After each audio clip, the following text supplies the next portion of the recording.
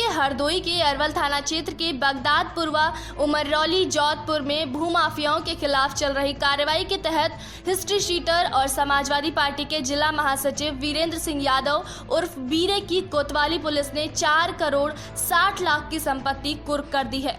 Gangster बीरे यादव के ऊपर कुल 25 मुकदमे दर्ज हैं। पुलिस के मुताबिक बीरे की अवैध संपत्ति में 3 मकान, 1 निर्माणाधीन इंटर कॉलेज, 19 दुकानें और 21 अन्य संपत्तियां शामिल हैं, जिसे जब्त कर लिया गया है।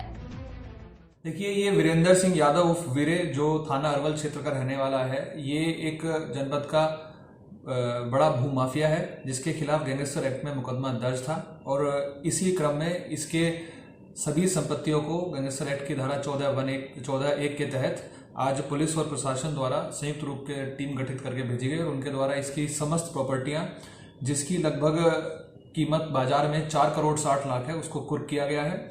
इसमें मैं बता दूं कि इसके 3 मकान, 19 दुकान, 1 स्कूल और 21 अन्य संपत्तियों को पुलिस और प्रशासन द्वारा कुर्क किया गया है। यूपी के बांदा शहर कोतवाली क्षेत्र के कृषि विश्वविद्यालय और गल्ला मंडी के पास से नकली खाद की सूचना मिलने पर डीएम और एसपी ने की छापेमारी, जिसमें नकली खाद के सैकड़ों टन बरामद किए गए। साथ ही 3 लोगों को पुलिस ने गिरफ्तार कर लिया है। यहाँ पर छापा मारा गया हमारे अधिकारियों ने, एडिशनल साहब ने, सिटी मजिस्ट्रेट ने, जिला कृषि अधिकारी ने। तो यहाँ ये पाया कि यहाँ तो पोल्ट्री फीड और डॉग फीड के अलावा कुछ और भी मशीन मिला है, पैकिंग मशीन है, खाली बोरे रखे हुए हैं। तो वो तो भी जांच में पता चलेगा कि यहाँ क्या क्या चीज़ है। मवई बुजुर्ग में 3 गोडाउन मिले हैं, तो वहाँ पर फर्टिलाइज़र बनाने का नकली फर्टिलाइज़र पसंद जैसा प्रतीत हो रही है। मैटर अभी संदिग्ध है, तो जाँच के बाद ही क्लियर हो पाएगा क्या है। तो अभी हम इन सबको सील करा दे रहे हैं और उसके बाद में फिर उसकी जाँच करा करके। यूपी के महोबा में प्रदेश अध्यक्ष अजय कुमार लल्लू ने बुंदेलखंड में कांग्रेस के वजूद को मजबूती देने के उद्देश्य से बुंदेलखंड जोन संगठन की समीक्षा बैठक की। इस दौरान कांग्रेस प्रदेशाध्यक्ष ने प्रेस वार्ता में सरकार पर निशाना साधा। अजय कुमार लल्लू बोले, यूपी में लगातार क्राइम बढ़ रहा है और किसानों के साथ, युवाओं के साथ अन्याय हो रहा है, जिसमें यूपी सरकार कुछ नहीं कर रही है। वहीं कांग्रेस पार्टी का समर्थन करते हुए गरीबों का साथ देने की बात कही, साथ ही जनता की उम्मीदों पर खरा उतरने की भी बात कही। लूट में नंबर 1, हत्या में उत्तर प्रदेश नंबर 1, छिनैती में नंबर 1 उत्तर प्रदेश, फिरौती में नंबर 1 उत्तर प्रदेश। जंगल राज नहीं तो और क्या है।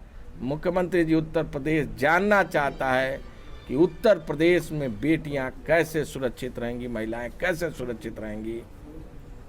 थोड़ी भी नैतिकता बची हो तो अब आप इस्तीफा दे दीजिए, आपसे उत्तर प्रदेश नहीं समझ सकता। आपने देखा अभी हाथरस की घटना हुई, पूरे देश ने आंदोलन सड़कों पर किया।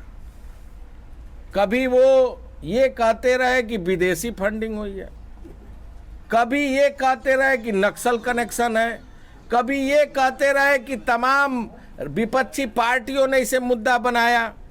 एक बार ये नहीं बताया कि रात को किन कारणों से, किसके दबाव में, किसके कहने से आपने उस बेटी का दाह संस्कार किया। यूपी के बिस्वा में जिलाधिकारी विशाल भारद्वाज एवं पुलिस अधीक्षक आरपी सिंह द्वारा थाने पर उप जिलाधिकारी एवं क्षेत्राधिकारी बिस्वा तथा बिस्वा सर्किल के समस्त थाना प्रभारियों के साथ आगामी त्योहारों की तैयारियों को लेकर समीक्षा बैठक की गई। साथ ही सर्व संबंधित को आवश्यक दिशा निर्देश भी दिए गए। यूपी के रामपुर से खाकी को शर्मसार कर देने वाला मामला सामने आया है, जहां थाने में तैनात एक सिपाही ने थाना क्षेत्र के गांव की एक विवाहित महिला के साथ पिछले 7 महीने से लगातार ब्लैकमेल करके बलात्कार किया। पीड़िता के मुताबिक सोते समय रामपुर थाने में तैनात सिपाही अमित ने उसके घर में घुसकर महिला की कुछ अश्लील फोटोज ली, जिनको लेकर आरोपी सिपाही महिला को ब्लैकमेल करके बलात्कार करता रहा। महिला ने पूरी आपबीती अपने पति और संबंधित थाने में दी, जिसके बाद आरोपी सिपाही पर सुसंगत धाराओं पर मामला दर्ज कर लिया गया है। उनके पास आते, उनके दोस्त थे वो, उनके पास गंदी इमित है, थाने में रहती, पटवाई थाने सिपाही है। मतलब उनके पास मेरी गंदी वीडियो कह रही 1-2 बार और करा ले, फिर काट दूंगा मैं। होंगे 6-7 महीने, कहते 1-2 बार और करा ले, फिर वीडियो काट दूंगा। फिर मैं डर के मारे यहाँ से फिर तमंचे पे तमंचे के जोर से मुझे डरा के। सर अब हम पर लोग प्रेशर बना रहे हैं राजीनामा के लिए, बोल रहे हैं कुछ भी करके इस मैटर को दबा दो, जो लेना है वो ले लो। मुझे जान से मारने की धमकी मिल रही है, सब है ना, कुछ यादव लोग आए, कुछ सिपाही मुझे धमका रहे हैं। लेकिन मेरे मरने के बाद में इसका स्टाफ यही होगा, सिपाही मर भी जाऊँगा फर्क नहीं है, लेकिन मुझे प्रेशर पूरा बना रहा है। जब से अमित सिपाही थाने में बंद है ना, उस समय से मुझे प्रेशर पूरा बनाना है, कुछ भी ले लो लेकिन इस मामले में निपटा लो। बोले हाथरस में ऐसा हुआ था, लड़की मर गई थी, ये था वो था, तुम भी ऐसे इतिहास बन जाओगे, है नहीं है, जो चाहिए मुझे ले लो, लेकिन मैं अपनी बीवी साथ मरने तैयार हूँ। मेरी लंबी वाला मामला था, जैसे भी रखूँगा। थाना पटवई के एक आरक्षी पर एक महिला के पति ने आरोप लगाया है कि आरक्षी ने उसकी पत्नी के साथ ज़बरदस्ती अवैध संबंध बनाए तथा उसकी अश्लील वीडियो भी बनाई है और उसे धमकी भी दिया है। इस आधार पर जो सूचना प्राप्त हुई है, थाना पटवई पर अभियोग पंजीकृत कर लिया गया है। अभियोग आईपीसी की धारा 376, 2 क, 452 आईपीसी वो 506 आईपीसी में दर्ज हुआ है। विवेचना से जो भी तथ्य सामने आएंगे, उन साक्ष्यों के आधार पर आरक्षी के विरुद्ध विधिक कार्यवाही पूरी की जाएगी। यूपी के आजमगढ़ जिले के रौनापार थाना क्षेत्र स्थित बरडीहा गांव निवासी राजनाथ गुप्ता की संदिग्ध परिस्थितियों में मौत हो गई। परिजनों में गांव के 4 लोगों पर हत्या का मुकदमा संबंधित थाने में दर्ज कराया गया है। पुलिस ने मामले में जांच करते हुए शव को पोस्टमार्टम के लिए भेजा और आगे की कार्रवाई शुरू कर दी है। घटना सुबह जो है कि अरे प्रतिदिन के भांति जो है डेली हमारे पिताजी बाहर अरे दुकान के सामने सोते थे खटिया बिछाकर, और आज कुछ जो है कि अरे हमारे ग्राम प्रधान छोटे लाल निषाद के कहने पे और उनके जो है कुछ जो है घर के परिवार के मेंबर लोग मिलके अपना जो है कि अरे गोबर और ये मिट्टी का घोल बना के और उसके ऊपर जो है मेरे पिताजी के ऊपर फेंकवाए हैं। पिताजी जब विरोध उसका किए, गाली दिए हैं, तो उनको लोग उठा के पटक दिए हैं और उनकी मौके पर मौत हो गई है। और इसके पहले भी कई बार जो है कट्टा बंदूक लेकर हमारे घर पे चढ़े हुए हैं और मारने के लिए अरे हमारे घर का दरवाज़ा दुकान का तोड़ दिए हैं। और उसके पहले कई बार मैंने फरवरी महीने में जो है एक बार मैंने एप्लीकेशन दिया था, लेकिन थाने पे कोई सुनवाई नहीं हुई है। और थाने पे सभी पैसे के लोग भूखे हैं हमारे, और वहाँ पे लोग पैसे बोलते हैं कि FIR लिखने के लिए हमें कितना पैसे दोगे। और ये 302 का मूल्य में ऑलरेडी हमेशा धमकाता मारता पीट कर रहता है।